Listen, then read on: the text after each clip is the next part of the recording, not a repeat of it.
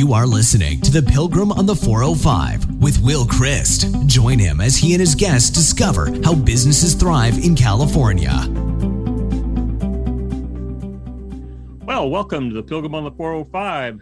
We got a great conversation today with a younger CEO from Roberson Waite.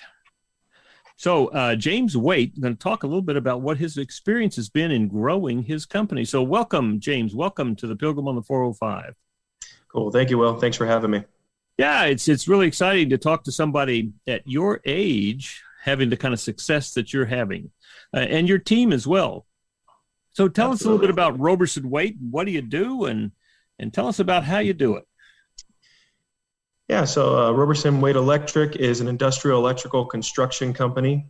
We build substations for utility companies and other various markets. I mean, there's some expanding renewable energies that we've been exploring lately and finding some success, which is huge in California right now. My family's been around for 40 years in the industry, is actually ex-Southern California Edison employees, and just kept it going. And let's see, in the beginning, when I took over, we had about 13 employees on the books. As of last week, we were around 114. So we've grown by about 100 employees. Oh man, we've got jobs all over Southern California right now. We're spread out. So, well, what about this new infrastructure bill and how that might affect renewable energies? Is that something you're going to be able to be involved with? Well, the reality is for us is that substations are involved as part of the grid. And so anything that is renewable energy or any form of generation requires a substation. And for us, it kind of doesn't matter to me how it's generated. What matters to me is we get the call to build the substation. And so I know that California and even the local utilities in California have a guaranteed spend for renewables and battery storage and those markets. And yeah, so we're hoping to capitalize on it. I know we're kind of on the ground floor right now. We just completed our first substation for a battery storage unit up in Ventura, and it went well. And we're about to start our next one up in Palmdale. Excellent. Well, now you've been involved with EOS. The company's been involved with EOS for about 3.5 years now. What was it like? What was the company like before you started EOS? Oh man, we reacted a lot. You know, when something came to our attention, we reacted, and there wasn't a lot of forethought. We did fairly well because we were pretty competent as a whole, but we were only at that, let's see, when we first met you, Will, we probably had about 30 to 40 employees at that point. And to us, that was our dream. Before we met Will, I was talking with my business partner, Tony, and we said, man, we'd love to be about 40 people in our company. We're not even sure we can do that. And so we started to expand, and there's a lot of growing pains involved when you expand and you don't have a clear, concise plan, and you don't have roles and responsibilities clarified. You don't have clear agreements on who's doing what. And so we did well, but we were definitely in a bit of disarray. And even our communication and just the structure and how we made decisions was very difficult. I was told by a really smart man that if 2 people are responsible for something, then nobody is. And we had many people responsible for many things, which led to me calling a business a slow moving train. Did you find that you had people who weren't performing in the organization? Oh, yeah. One of the concepts of EOS that has been massively critical to our success is right people, right seat, or RPRS. Having the core values, having our employees understand the core values and what it means to work here and what we think is important, growing together. We had, let's just say this, I took over one of the departments in 2018, I believe. We had 20 people in that department, and in the first 2 weeks, I fired 9 of them. And not bad guys. I really liked all those guys. It's just not the right fit. Just not a heavy focus on safety. I mean, our core values are safety, quality, efficiency, teamwork, and integrity. We just, some guys didn't care about safety. Some people lacked the quality. Some people were just not very supportive as teammates, not communicating, causing drama, which I know a lot of companies experience drama. And I will say this, we have less drama at 114 employees using the EOS model than we did when we had 13 employees. Wow. Were you struggling with profit at any place along the way? One of the issues that we faced when it comes to profit is we didn't have a very good system in place for how we bid projects and how we chose what projects to bid.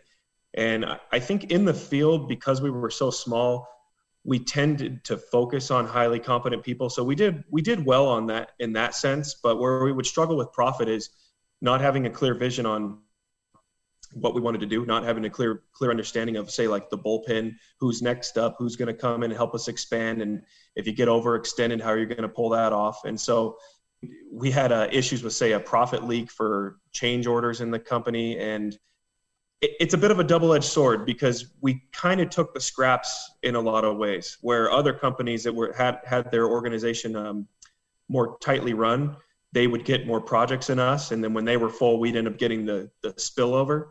So it's really hard to say. In my opinion, if we ran the company, if we took jobs at the margins we do now, we would have had a profit issue. But we were taking only jobs that we knew we could be successful in the way we ran. And that's not the case any longer. Did you ever get the sense that the business was owning you, that you were working way too hard personally? Yes. I was one of the number one bachelors back then. My focus was on exercising, writing music, and running a business. And so I probably at that time was working anywhere from 60 to 70 hours because I would go out in the field and work. I wanted to understand what we did in the field from a trade standpoint. Mm-hmm. And then I'd come back into the office and do the office work as well. So I was running the office. I was out on jobs. There was times where I was running jobs. And one of my friends that I wrote music with, I remember I had bought this really nice car. I bought my first car. I was having some success, and I bought this car. And my buddy that I wrote music with said, our friends were like, man, James is so lucky. And he's like, oh, you have no idea what James does. He's up at 4:30 every morning. And then I'm there when he gets home from work at about 5. And then we write music till 7. And then he passes out at 7:30 in the armchair. That was my life for probably 5 years. Wow. Was your company hitting a ceiling in terms of growth? Absolutely. We could talk in terms of revenue.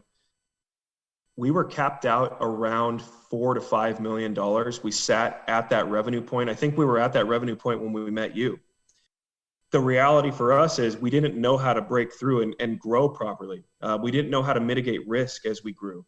And that was one of the big things is, like right now we have 114 employees. We can be at 200 employees in 6 months if we wanted to be, but would that be very smart? Not according to our plan. And knowing what we know and understanding our marketplace, it's not the smartest decision to do that. And so for us, we kind of would look at it and say, okay, we think we can grow. Let's bring some people in. And it didn't always work for us. And so I think we capped out around just shy of 5 million. And then I think the year after that was 2015. And then 2016, we were able to get up to just over 6 million. So we tried to grow. We pushed on it and said, what can we do? And we expanded to, oh man, at that time we were probably sitting in the mid-20s in terms of employees. So we doubled the workforce, but we had so much drama. I mean, I'm talking just so many people rowing whatever way they wanted to row, just working on the relationships between people, trying to get people to stay focused on on their tasks at hand. And so from there, 2017 was about the same. And then 2018, which I believe is when we met up, it might have been around the time we met up with you, we got some really cool opportunities. We ended up building the substation for the Rams and Chargers NFL stadium. And it was our first real big break. And it was really cool because we had developed this structure with you. And with you and using the EOS tools. And we did really good. it was really awesome. We were able to bring people in. It didn't hurt as much. We made some really good decisions at the time. And so we had our first real breakthrough year where I'd say we shattered the ceiling, and the vision that me and my partner had where we said, look, we want to have 40 employees. It's like all of a sudden we're past that. And we're realizing it wasn't hard to do. Once we had the tools in place, we said, look, we can be 100 employees one day. Maybe that would be cool. And here we are now past the 100 employee mark, still with the same mindset. I mean, we could be 200 employees, and I don't think that it would be all that much harder than what we're doing now with the right people in the right places. Before EOS, did you try things? Did you have things that you tried to make sense out of it? Oh, one of the things that we tried to do is we tried to make pieces fit that weren't the right fit. We tried over and over. I think we were notorious for giving a lot of chances, and I'm not opposed to giving people chances. I think everybody deserves a chance. I think for us, we would have people that were clearly not right people, right seat, and we'd keep them for 5 more years. And we'd let them have 50 more chances. And we'd say, look, we can help these people. We can help them. We can fix them. We can help them fix their problems and get them on the right track. And it became a trap for us. We spent more time trying to fix people and fix the issues than focusing on the work. And honestly, that was probably one of the biggest things that I learned starting to work with you in EOS is that we're not here to fix things. I mean, it's not our goal. Was there any other quick fixes that you tried? We took a couple stabs at some new ventures where we said, let's try something a little out of our marketplace. They all failed. It was just it wasn't a tough lesson to learn, but being very focused on your target market is something that I got out of EOS too. And it was something that I learned a lot from the failure. So it wasn't overly expensive. And for me, I think we thought that growing meant let's go do, commercial electrical too. Let's go get into solar. Let's get into these new things. And it started to get a little bit too complex, and we weren't finding that the company was aligned across the board. In fact, it made us more disconnected.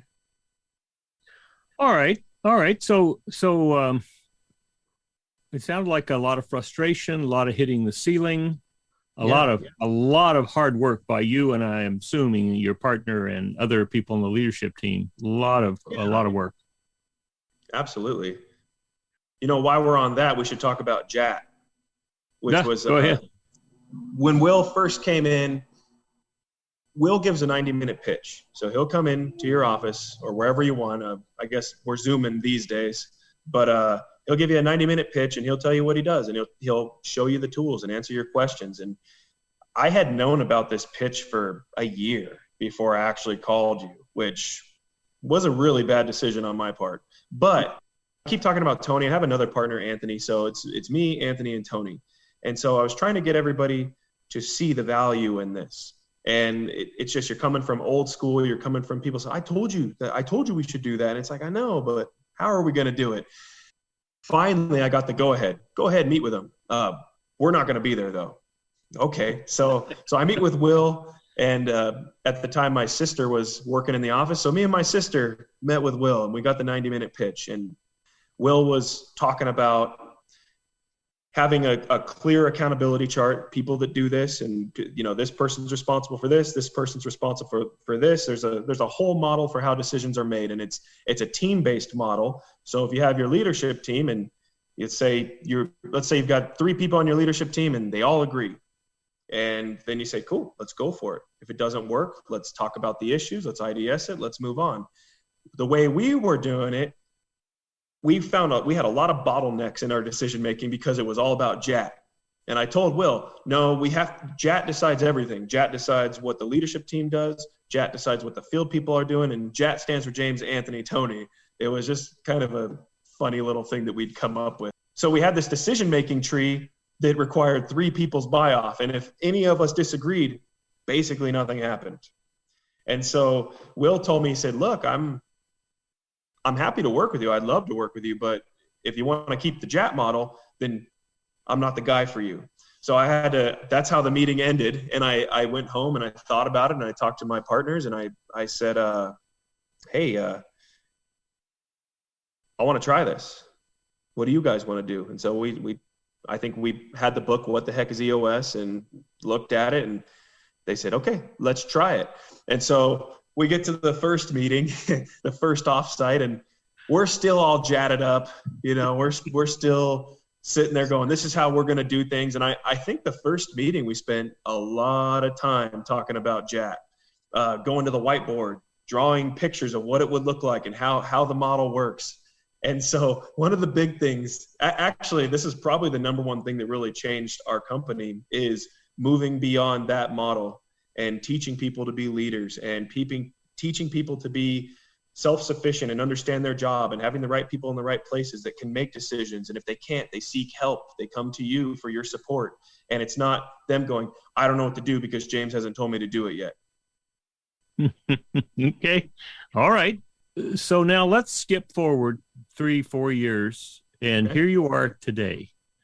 What is the difference that you've been learning, implementing, and sharing, and then teaching your whole team, your whole organization to use EOS? How would you describe it today? The biggest change for me is that people really enjoy working here. I couldn't say that with a straight face 3 or 4 years ago. I think there's a lot of people that were just here to be here. And I've had a lot of, how do I say this? I've been out in the field. I got a lot of feedback, and the overall consensus is this is one of the best places people have ever worked. I mean, I'm talking like guys that have come out of the construction field where it's a pretty roughneck arena. I was telling my assistant, I was like, I got to make sure I keep the cursing to a minimum on this show today. But you get in that arena and it's pretty tough. And I've seen a lot of guys like just open up and say, look, I want something meaningful. I want that. And I like what's happening here, and I'm in. I want to be a part of this vision. You fast forward 4 years and you're seeing almost 100% of the people bought into the vision. And it's not a forceful thing. It came up recently. Someone called us a cult. And I thought it was funny because I said, look, maybe, but the reality is I've never met a cult that pays people to be part of it. I figured they'd be sending me checks if that were the case. So when you create your VTO, you've got a clear, concise vision. You've got right people, right seats. You've got a really solid accountability chart. That's where we're sitting 4 years later. We've got all of our core processes broken out. Everybody knows what they need to do. And yes, I'm not saying things are perfect, but we have a target. And I think that's one of the big changes is we know where we're heading. We can see it out on the horizon. And for us, it's we never had that before. We didn't have a real trajectory. We had a kind of a general idea of what that could be. And now we've got a target. We're moving towards it. If it doesn't work, we modify it, we adapt, we adjust. And I'm starting to see that now moving down through the ranks. Our niche, our saying is solving powerful problems. You're starting to see that come to life across the board. And you're starting to see people think like, hey, we could be that too. You know, it's not just the upper management. People they truly want to be a part of that, and they love that. And they should be, because they're very competent, qualified individuals.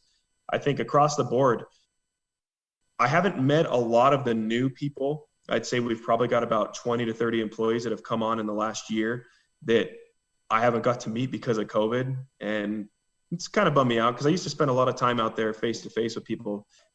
I know I've kept in touch with a lot of the management, foremen, supers, and they're doing the same thing. They're learning how to manage. They're learning what it means to really care about people. And so we always cared about our people. Like I said, we were always let's give so many chances, but I guess it's more real now. Like what we actually care about is more real. It's more beneficial. It's not kind of supporting somebody who's not really successful. Like we are actually creating a space for people to be successful. And I think it leads to what our passion is. We sat down with Will in the first meeting, and it's kind of funny. He says, what's your passion? What do you get up out of bed to do every day? I'm like, Well, we build substations. And okay, I get you guys build substations, but I mean, what's the driving force behind it? What truly is it? I'd say we spent about half an hour on the subject talking about it, and we came up with, we really want to see people succeed, and we want to see people push their limits of greatness. And so he says, well, how do you do that? And we landed on inspiring. And so our company's passion is to inspire people to push the limits of greatness. Just once you hit the peak, look out to the next one, see where it is. And, we want to support you. We want you to constantly grow. We want you to be the best you can be. I think here's a key indicator of success, Will. 4 years ago, I didn't see a lot of our employees buying houses. I see a lot of our employees buying houses right now. There's people there's just wild success happening, and there's a lot of sharing and caring and compassion. And for me, I want to see people retire. I want to see people thriving in life. And I think you're seeing that 4 years later. Well, all right. So would you say that your people are performing now? Absolutely. So we do quarterly conversations. You have your people analyzers. You're constantly trying to give feedback. And I mean, it's gotten in front of us a little bit because you've got growth, you've got COVID constraints. We're problem solving, trying to figure out how to get it done. And I even told a manager recently, like, maybe you might want to consider just doing Zoom or GoToMeeting or whatnot, at least so we get the conversation going, because it's just a lot of work at this point. But you keep the conversation going, and people have been enjoying it. We've seen a lot of success. We've seen a lot of people rising in the ranks. Here's something really cool. 4 years ago, we still had quite a few, I'd say, 4 years ago, we probably sat around 30, 40 employees. I'd say 15 of those were people that had been here for at least 5 years. And I would say out of those 15, 10 of them were probably stagnant. I would say they're stagnant in their growth. They were stagnant in their capabilities. And so we created, like I said, the accountability chart. We created a training program. We created a management structure that supported that. We've given classes, and we've created a system that allows people to look for the support they need to get what they want, which is another concept I learned, right? Which is, what do you want out of this? Mm-hmm. And so that's a big thing too, is we're finding out what people want. Once a year, you ask, what do you see happening over the next year? What do you want to achieve? And we're actively trying to do that. For me, yes, people are starting to achieve what they want to achieve. I've seen people step up as foremen. People are stepping up as superintendents. We're seeing guys meet journeyman level. It's just, there's so much more active growth happening in the company. And a lot of that has to do with the structure that we've put in place here. What's about profit? Are you seeing more profit now? Well, I think what we're seeing is that we can actually gauge and predict profit a lot. We can forecast a lot more than we could before, a lot more effectively than we could before. And so, like I was telling you, it's a little bit of a weird topic because we used to take the scraps that had pretty high margins because we bid at high margins, and when there was nothing else, nobody else could take it, we got it. And so once we moved into the market, I would call the competitive market space, where we actually had to compete, we did see a dip in profit, but we actively chose to lower profits 10%. That was the goal. We said, what if we lowered profit 10%? We'd still be sitting at a really healthy number. We're very happy about that.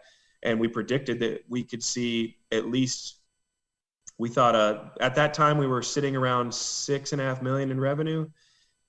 In 1 year, we lowered our profit margin by 10% and our revenue doubled.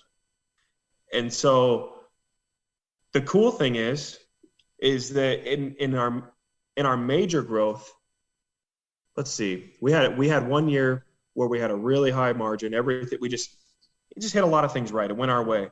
And then we had a really tough year. In 2019, the fires hit.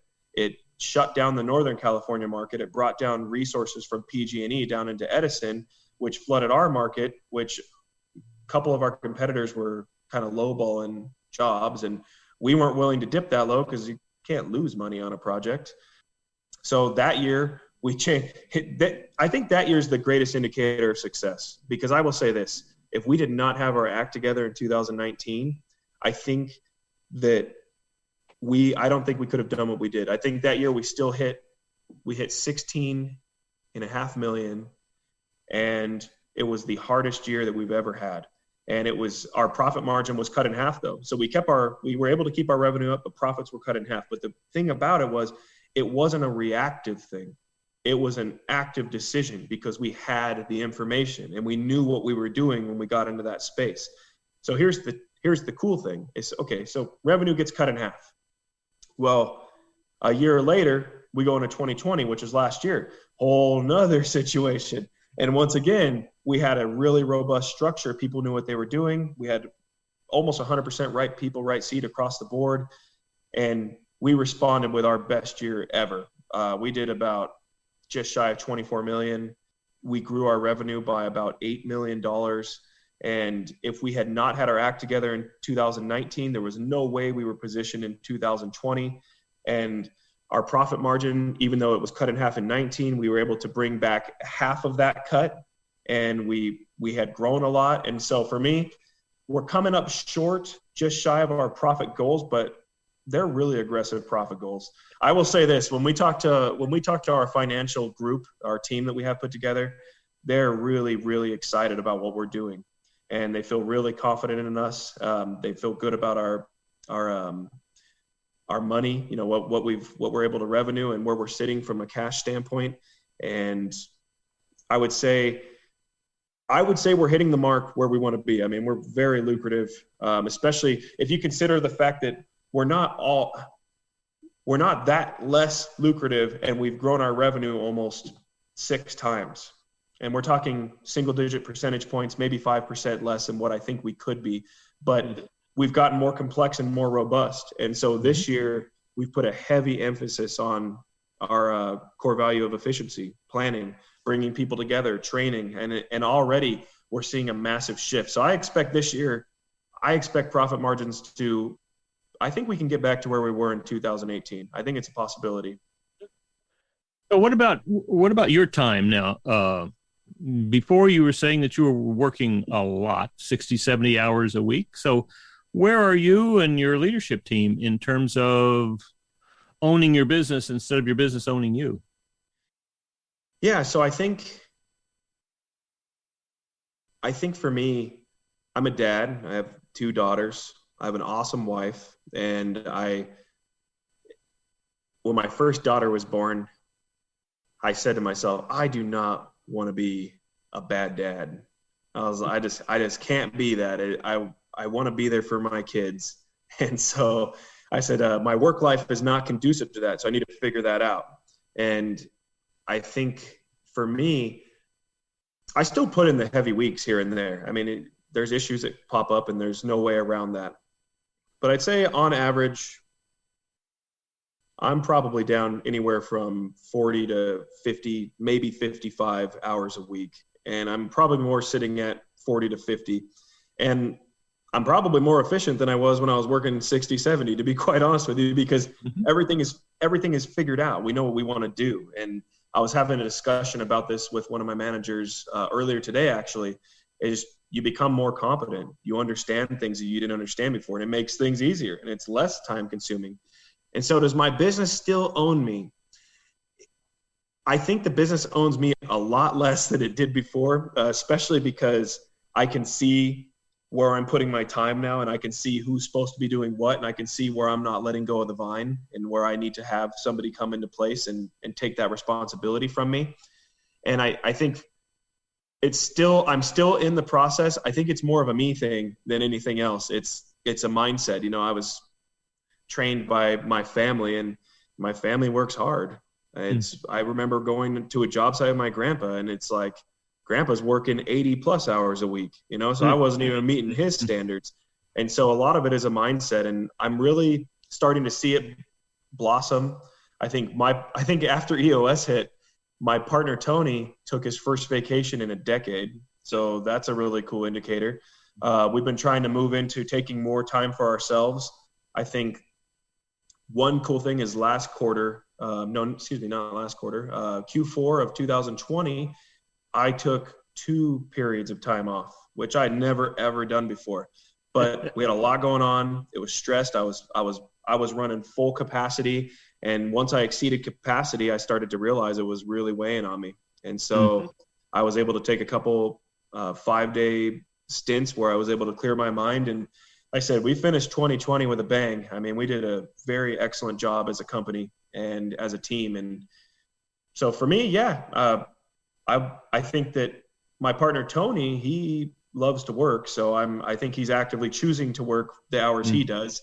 My partner, Anthony, he's about to start a family. So he's been bringing more balance into his life. I think he's in really good shape right now because he's been finding time to surf and do his activities and focus on his pregnant wife. And Brandon, the other member of our leadership team, he's been finding a ton of balance with his daughter. And so we're moving in the right direction, Will. I'll tell you that much. Good. So talk about the process. What was the process from where we started? You talked about that 90-minute meeting where we met and I showed you what it was going to look like. What's the process been like over the past 3.5, 4 years? I think it's been, man, how do I say this? It's like an economy of scales. Like you start in the very beginning and you're trying to conceptualize these concepts that are coming to the table. Even say right people, right seat. You bring that to a company like ours and where we were, and you say, I don't want to do that. I can't fire a person. I gotta keep them on board. Like they've got this, they've got that. And you kind of got to learn some hard lessons, I think. And so you start in the beginning and you say, do I really want to buy into this? And so we start going into our off sites with Will. You end up with your 2 days. So let's see, we met with you the 90 days. We've got our quarterly offsite with you. We do our annual planning, which is our 2-day offsite. And here's the crazy part is all of a sudden you start seeing things objectively. So now you start saying, well, do I have the right people on the leadership team? And people on the leadership team are saying, well, am I in the right seat? Should I be doing this?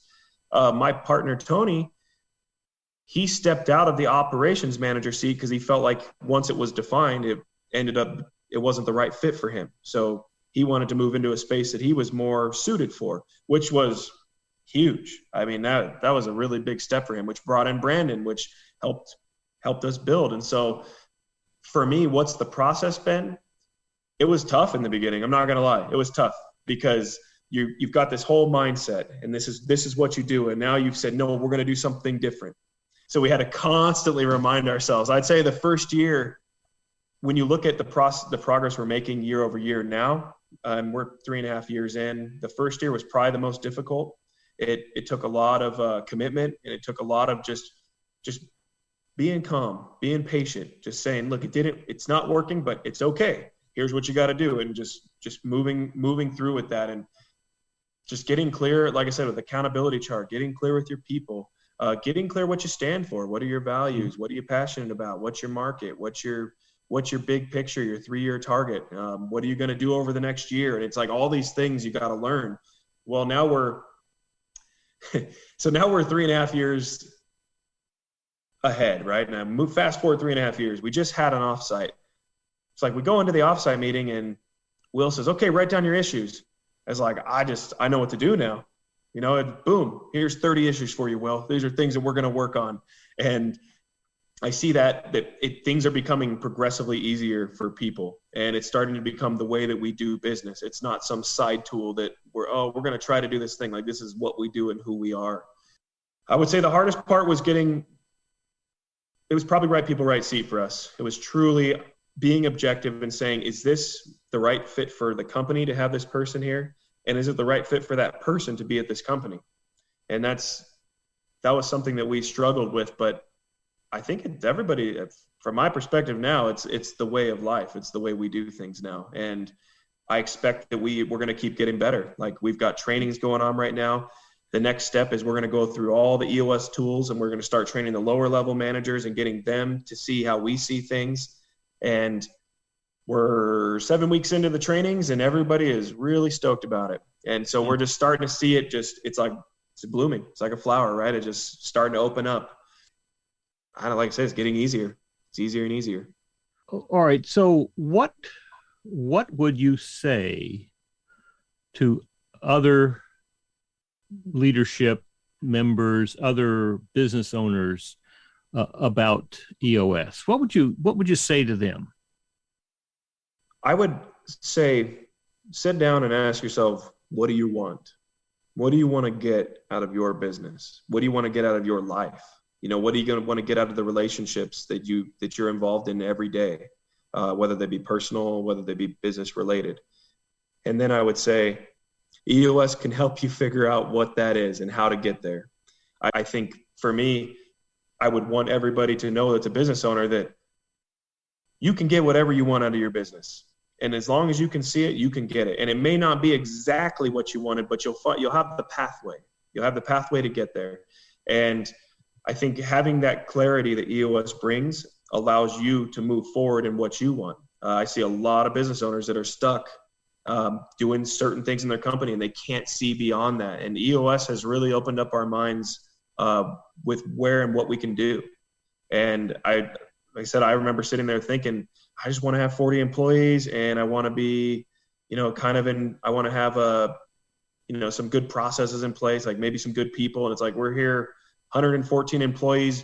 It's blown my mind. More successful than I ever thought we could ever be. And now I'm sitting here wondering, well, dang, what could we be? And it just comes down to what, and that's what EOS does. It really helps bring to the forefront what you want. I had no idea what our passion was. We had no idea what our values were. We had no idea where we wanted to go. We had a general idea. I think every business owner wants to succeed. And I think EOS helps you find the correct pathway for how you want to do it. Because nobody's coming in, Will's not coming in saying, here's how you do your business. He's helping you organize your thoughts and how you want to do it and how to make it happen. And so for me, I would say if you want to get what you want out of things, EOS is a very good opportunity for you to bring some tools into your business that'll create a pathway for you to be successful and achieve the goals that you want to achieve. Great. That is wonderful talking to you. Now, when you think about the future, what do you see? Where are you going? When I think about the future, right now I'm very focused on a concept called LMA, which is lead, manage, accountability. And I really just want to focus on people in the organization truly understanding that. Creating effective leadership, creating effective management. And those, the model is leadership plus management equals accountability. And so for me, I think we can only grow as big as our people will allow us to grow.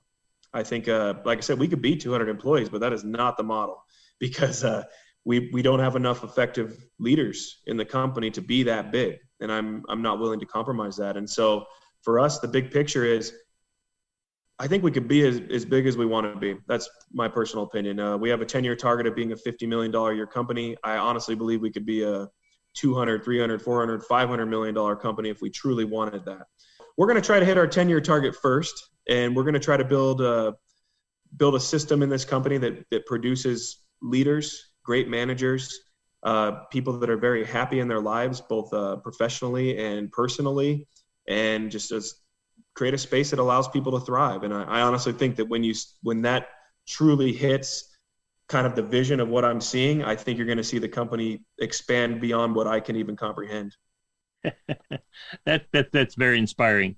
That's great. Great to hear that, James. I just congratulate you on your progress and your success and your continued enthusiasm for the future. That's great. Well, that's just what this conversation is all about every week. This is just another example of how businesses in California thrive. You've been listening to The Pilgrim on the 405 with Will Christ.